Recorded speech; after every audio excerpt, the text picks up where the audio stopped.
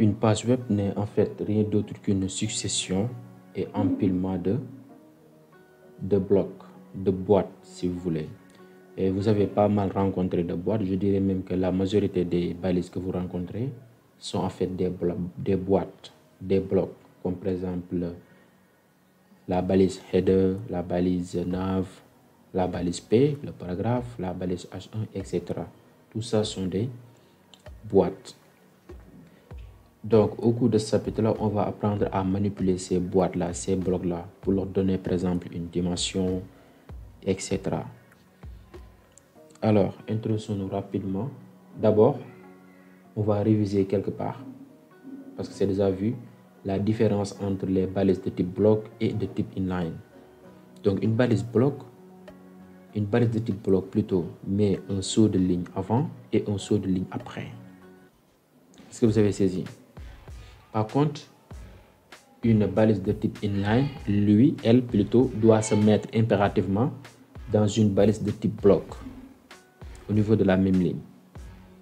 Donc, le texte que délimite, par exemple, une balise de type inline se met à la même ligne. D'accord? Il n'y a pas en fait un saut de ligne.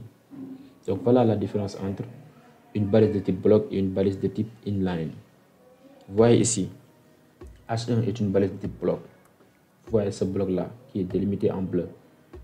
P est une balise de type bloc. Par contre, A est une balise de type inline.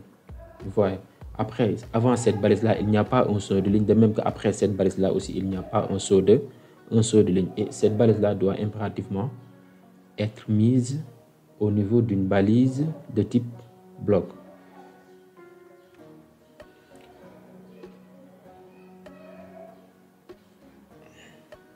Ça, je devais l'enlever.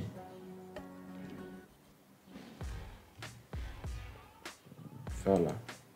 Alors, faites bon usage des balises universelles. On va aussi en profiter pour réviser les balises universelles. Heureusement, il y a une balise universelle pour mettre un bloc. Il y a aussi une balise universelle pour mettre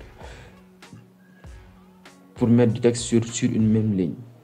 C'est-à-dire il y a un bloc, une balise universelle pour les blocs, pour les balises de type bloc. Il y a aussi une balise universelle pour les balises de type inline. De type inline, oui. Mais en fait, ces balises-là n'ont aucun sens. On les met là où il n'est pas convenu d'utiliser une autre balise, par exemple. Mais attention, il ne faut pas en abuser. Il ne faut pas du tout en abuser. Il faut utiliser les balises descriptives. Voyez. Les balises parlantes. Exemple là, span classe important. Ici, il ne s'agit pas d'une bonne pratique. Parce qu'il y a déjà une balise ou bien des balises pour dire que ce texte-là est important. Comme par exemple la balise tronc et la balise EM. Vous voyez. Là, par exemple, div classe titre. Il existe des balises de niveaux différents pour les titres, n'est-ce pas? Donc, à quoi bon d'utiliser cette balise-là, cette balise universelle, qui n'a aucun sens pour l'ordinateur? L'ordinateur ne sait pas interpréter une balise universelle. Donc, utilisez ces balises là où on ne peut pas utiliser une autre balise. Est-ce que vous avez saisi? Donc, ne vous en abusez pas. N'abusez pas des balises universelles. Maintenant, voyons comment dimensionner les éléments avec width et height. Comment dimensionner nos boîtes. Ou bien les éléments de manière générale. Alors, voyez, donc ces propriétés CSS-là ne s'appliquent qu'au bloc. Attention, qu'au bloc. On peut les appliquer sur H1, sur les titres, sur les paragraphes, sur les headers, etc. Les propriétés, les balises que l'on vient de voir là. D'accord? Pour structurer nos pages. Donc, width détermine la largeur du bloc. Height, la hauteur du bloc. Donc, en général, on les exprime en pourcentage, voilà, ou bien en pixels. D'accord? Si on les exprime en pourcentage, eh bien, la largeur du bloc, par exemple, s'adapte à la taille de la fenêtre, à la taille de l'écran. Est-ce que vous avez saisi? Par contre, si on veut donner, par exemple, une largeur fixe, figée, qui ne change pas, qu'importe la taille de l'écran, eh bien, on peut exprimer le width en pixels. Aussi simple que ça. Par exemple, ici, par défaut, la largeur des blocs sont à 100% par défaut. Occupe toute la largeur de la fenêtre. Par exemple, là, je vais mettre par exemple S1. Je vais mettre une couleur de fond, background color, yellow par exemple.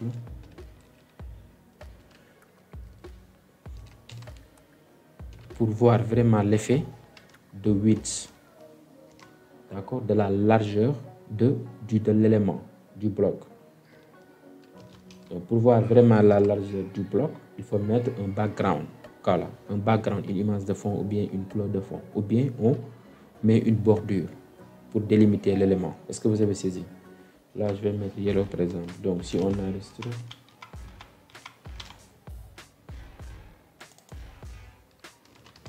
index, voyez ici, la largeur de l'élément occupe toute la fenêtre, tout l'écran. Est-ce que vous avez saisi? Ça, c'est le comportement par défaut. On peut changer ce comportement. Par exemple, ici, je veux que mes paragraphes occupent 50% de l'écran. Je vais mettre 50%. Si j'actualise, voyez maintenant la taille. Si je réduis un peu la fenêtre, vous voyez que ici, cette largeur s'adapte à la fenêtre, à la dimension de l'écran. Vous voyez, c'est pourquoi j'ai utilisé le pourcentage. Si j'avais utilisé le pixel, par exemple, 250 pixels, j'enregistre, j'actualise. Vous voyez, 250 pixels, j'essaie de réduire l'écran. Ça, c'est la limite. D'accord? Si je mets, par exemple, 500 pixels,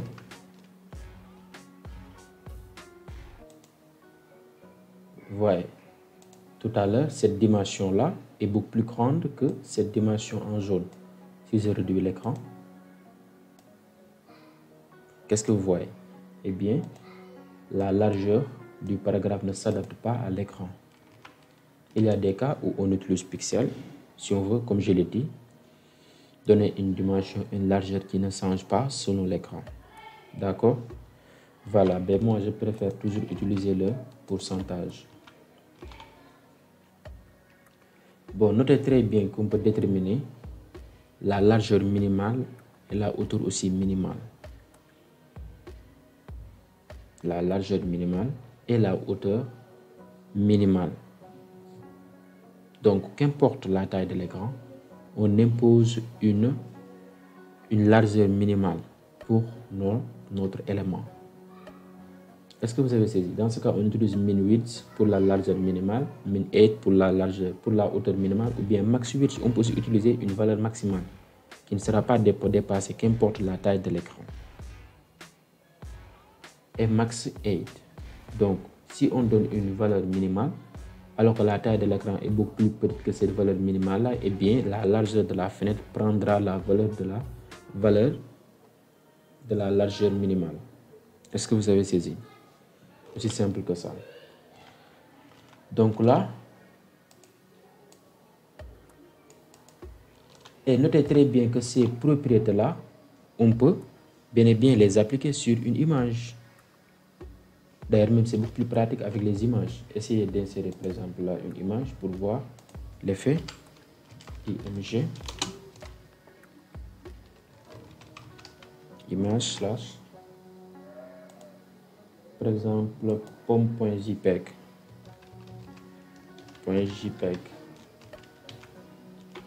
S'actualise. Voyez la pomme, la dimension de la pomme.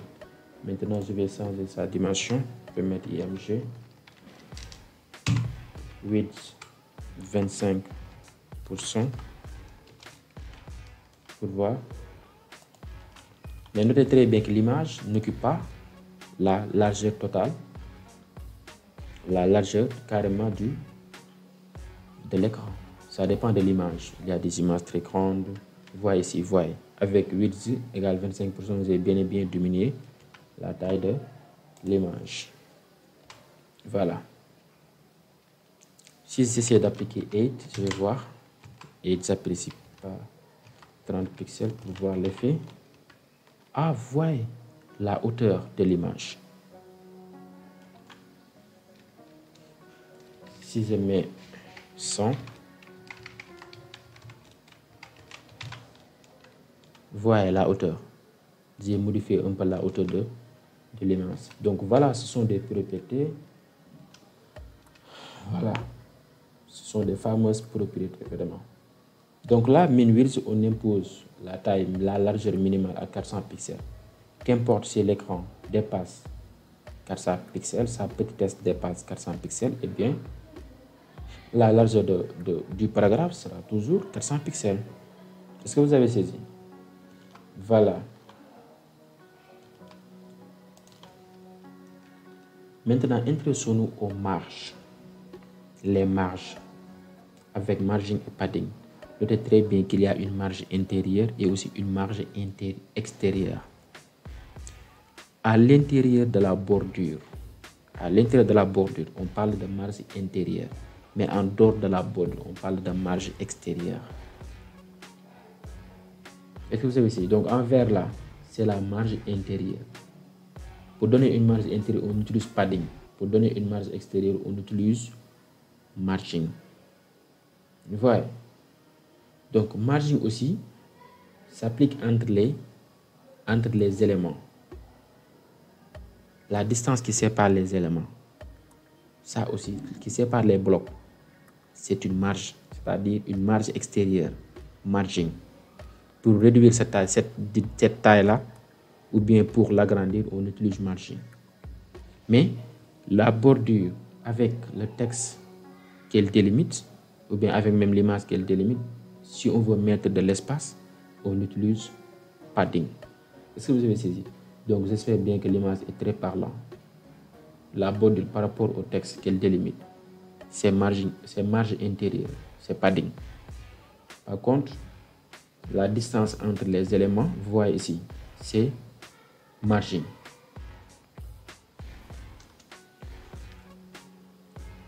Voilà. Donc ici, margin détermine la taille de la marge extérieure. Ce n'est pas 8 là. Je devais mettre padding. Excusez-moi. Padding, la taille de la marge intérieure. Est-ce que vous avez saisi? Donc voyons un exemple. Là, je vais mettre un paragraphe qui contient de faux textes, lorem ipsum, vous voyez, contient de faux textes. Si j'actualise, voyez ce que ça donne. D'accord? Maintenant, j'ai bien appliqué le width. J'ai bien appliqué le width. Vous voyez? Ici, on n'a pas mis de bordure, mais vous voyez, la bordure et le texte se collent. Pour empêcher ça, on utilise le padding. Padding. Par exemple, padding 5 pixels. Pour mettre une marge intérieure, qu'est-ce que vous voyez maintenant? Pour voir bien, on peut quand même mettre une bordure, par exemple, pour bien voir.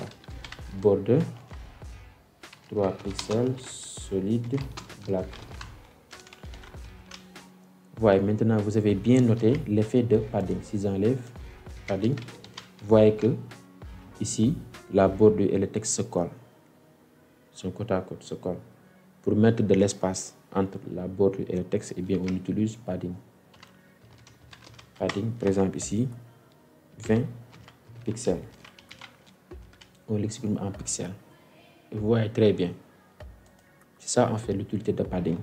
Mais là, si je mets une marge,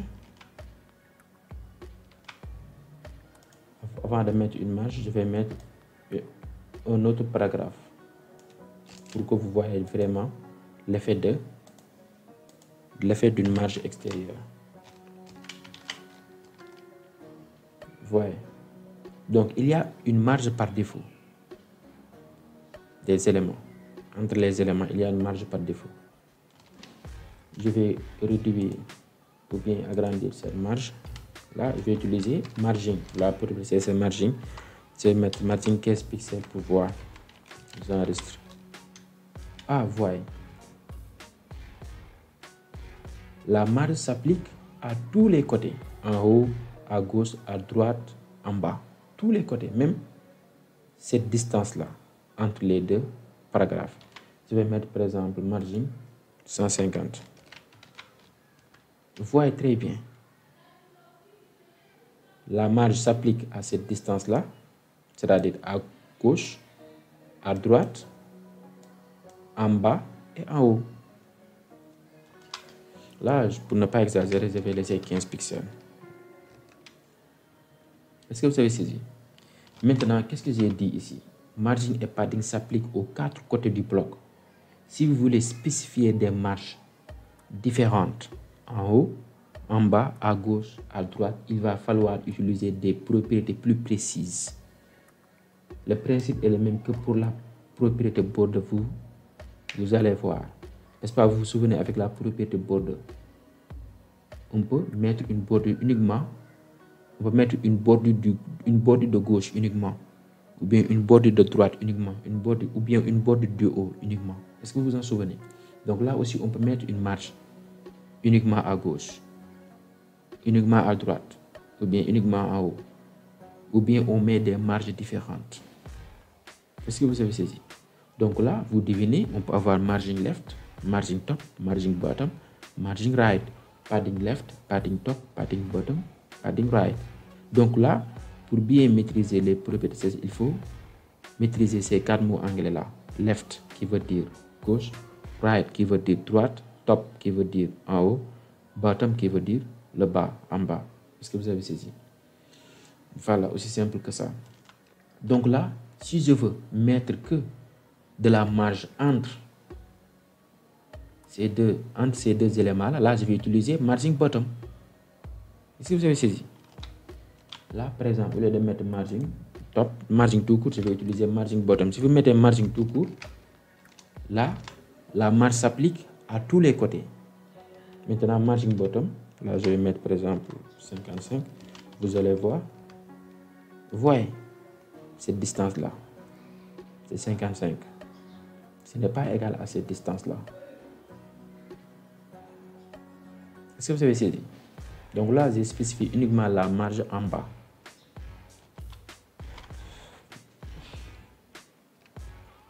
Donc voilà, comme je viens de dire, margin top, padding right, padding left. Donc si vous maîtrisez ces 4 termes-là en anglais, left, right, bottom, top, vous pourrez maîtriser la majorité des propriétés CSS. Est-ce que vous avez saisi? Continuons. Ici, on a dit que vous pouvez aussi utiliser seulement les propriétés raccourcies. Margin et padding, il y a des propriétés raccourcies. On peut préciser les marges, on peut préciser les différentes marges en précisant 4 valeurs à la suite dans le sens des aiguilles d'une montre. C'est-à-dire margin va avoir 4 valeurs. La première valeur, c'est la marge en haut. Deuxième valeur, là, j'ai mis 0 tout court, je n'ai pas mis 0 pixel parce que ici, pixel est facultatif. D'accord, si on met 0. 0, c'est la marge à droite. 3 pixels, la marge en bas. 1 pixel, la marge à gauche. Comme le sens de l'aiguille d'une montre. Une montre quitte en haut, après à droite, en bas, à gauche. Est-ce que vous avez saisi? Donc là, on peut utiliser une propriété raccourcie de margin. On peut utiliser margin de manière raccourcie plutôt. Voilà.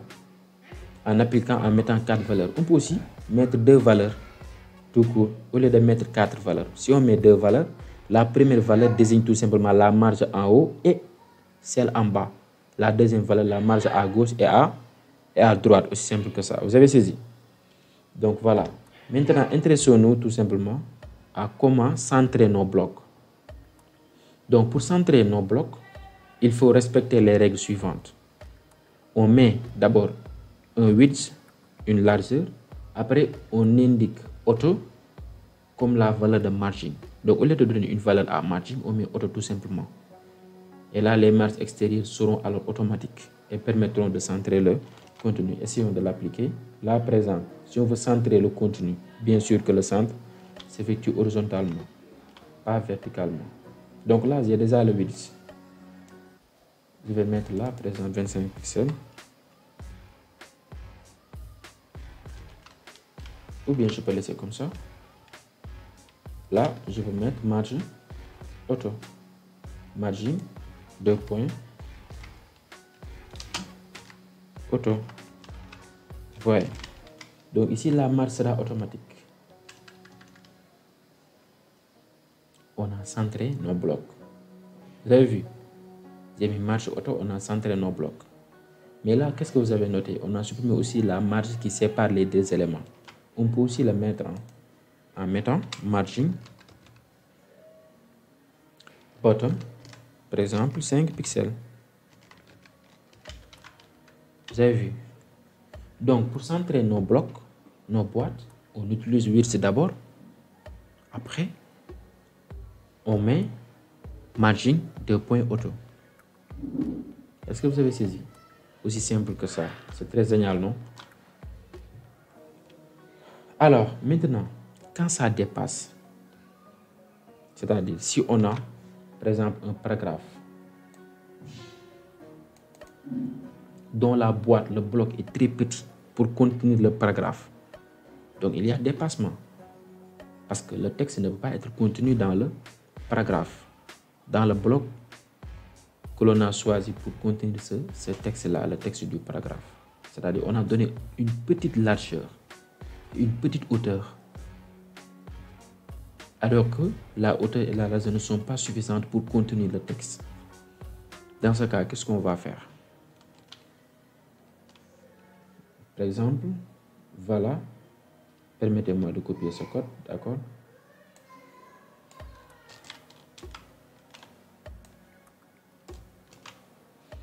Voilà, et là, je vais mettre tout simplement un seul paragraphe. J'enregistre. Donc là, j'ai mis largeur 250 pixels, hauteur 111, 110 pixels, et là, j'ai justifié le texte et j'ai mis aussi un border. Qu'est-ce que vous voyez là? Il y a dépassement. Vous voyez, il y a du texte en dehors de la bordure. Si je mets, par exemple, 2 pixels, ici je mets 3 pixels pour voir bien. Qu'est-ce que vous voyez? Il y a dépassement. Il y a du texte en dehors du bloc. Dans ce genre de situation, on peut faire intervenir la propriété CSS Overflow. La propriété CSS Overflow pour arranger ça. Donc ici, Overflow peut prendre 4 valeurs visibles. Si le texte dépasse les limites de taille, il reste visible et sort volontairement du bloc. Ça, c'est le comportement par défaut. C'est ce comportement-là. On peut mettre hidden, c'est-à-dire si le texte dépasse les limites, eh bien, il sera tout simplement coupé. On ne pourra pas voir le texte, tout le texte. C'est-à-dire, on va éliminer le texte qui est en dehors du bloc. Appliquons ça pour voir. Donc là, je vais mettre tout simplement overflow, hidden. Hidden désigne masque. Vous voyez. Donc ici, on a une perte d'information. On n'a pas le texte dans sa totalité. On n'a pas le paragraphe dans sa totalité. On n'a pas le paragraphe complet. Il y a aussi scroll. Là encore, le texte sera coupé s'il dépasse les limites. Sauf que cette fois-ci, le navigateur mettra en place un scroll, des barres de défilement, un scroll, pour qu'on puisse lire l'ensemble du texte. C'est un peu comme un cadre à l'intérieur de la page. Donc là, le navigateur, si on donne scroll comme valeur à la propriété CSS Overflow, eh bien le navigateur va mettre ici un scroll qui nous permet de défiler le texte pour voir le reste du contenu. Là, si je change hidden en mettant scroll, j'enregistre. Là, voyez, on a la possibilité de lire le texte grâce à la barre de défilement. Il y a aussi une autre valeur que je vous recommande, c'est la valeur auto. C'est le mode pilote automatique. C'est le navigateur qui va voir est-ce qu'il est lieu de mettre une barre de défilement ou non. Est-ce qu'il est utile de mettre une barre de défilement ou non? C'est le navigateur qui décide. Donc là, je vous recommande de mettre toujours comme valeur auto. Si vous savez que le texte que vous mettez en paragraphe pourra dépasser le bloc, la boîte du paragraphe. Donc mettez overflow égale auto. C'est simple que ça.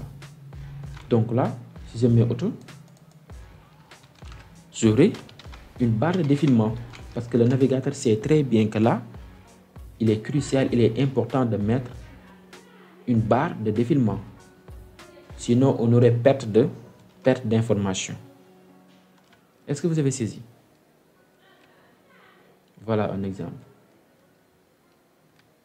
Maintenant, Word Wrap.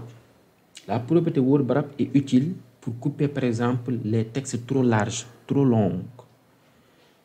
Si on a un texte, par exemple, trop long, ou bien un mot qui est trop long, une adresse, par exemple, un URL, par exemple, et on veut couper cette URL, eh bien, on utilise la propriété CSS Word Wrap avec comme valeur break word.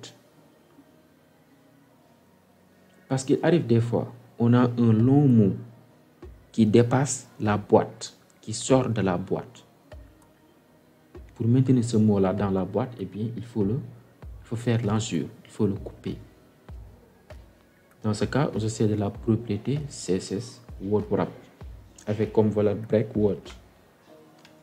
Par exemple, là, un exemple tout en bas. Je vais mettre un mot, hein. Blabla.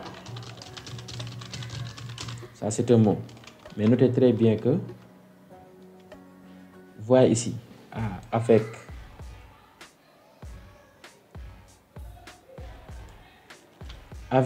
overflow,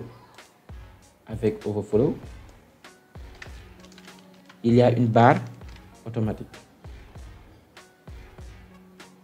Voilà. Là, je vais enlever ce paragraphe-là. Donc ici, le navigateur ne peut pas effectuer un saut de ligne parce qu'il n'y a pas d'espace. Est-ce que vous avez saisi? S'il y avait d'espace, il peut faire un saut de ligne. Comme ça, voyez, il y a débordement, il y a dépassement. Le mot sort de la boîte. Pour empêcher ça, eh bien, on peut utiliser la propriété CSS Word Wrap avec comme valeur break word. Maintenant, tout le mot c'est tenu à l'intérieur de la boîte.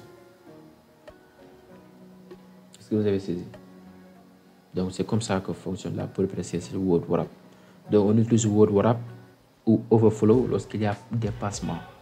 Lorsqu'on a un contenu qui dépasse vraiment la boîte, sa boîte qui le contient, qui sort de sa boîte, de son bloc. On est d'accord? Donc voilà, c'était tout pour ce chapitre. Donc c'est un chapitre intéressant. On a vu comment manipuler nos blocs en les redimensionnant par exemple, etc.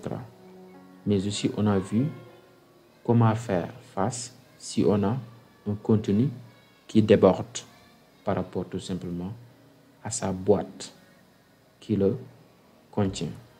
Merci, on se dit à la prochaine.